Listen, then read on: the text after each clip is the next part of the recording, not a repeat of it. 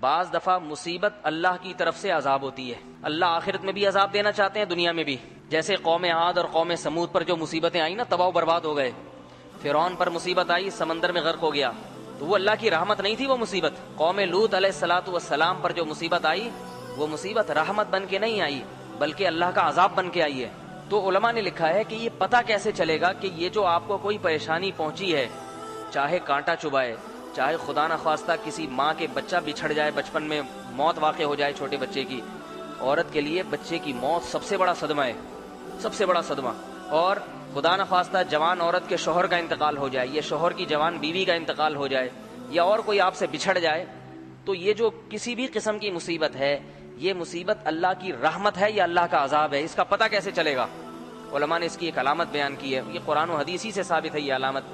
وہ علامت یہ ہے کہ اگر اس مصیبت میں صبر کی توفیق مل رہی ہے، اگر اس مصیبت میں صبر کی توفیق مل رہی ہے، تو سمجھ لو اللہ کی اتنی بڑی رحمت آپ پر اس سے پہلے کبھی بھی نہیں ہوئی.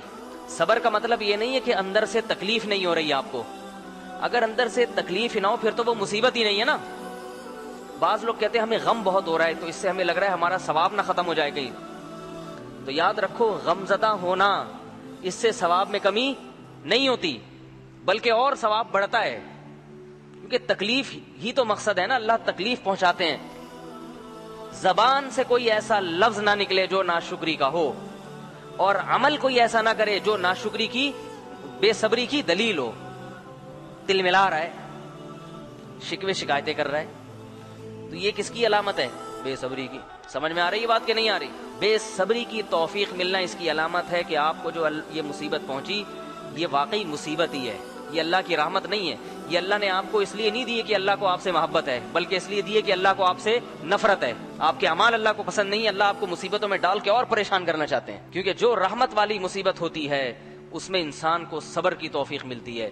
زبان سے بھی غلط بات نہیں کہتا اور عمل بھی غلط نہیں کرتا. عمل کی مثال، آپ کو ٹینشن پہنچی، آپ ٹینشن کو ریلیز کرنے کے لیے گناہ کر رہے ہیں. کوئی مصیبت پہنچی، فلم دیکھ رہے ہیں سینما گھر میں جا کے کہ بھئی اب تو میں غم زدہ ہوں، میں شراب پیوں گا. یہ اس کی علامت ہے. یہ غم اور عذاب بنے گا قیامت. ابھی تو یہ تھوڑی مصیبت ہے، آگے اس سے بڑی مصیبت آپ کا انتظار کر رہی ہے، اس سے بڑا عذاب آپ کا انتظار کر رہا ہے. یہ وہ عذاب ہے جو قوم لوط پر آیا، اس کا کچھ حصہ آپ پر آیا ہے ابھی.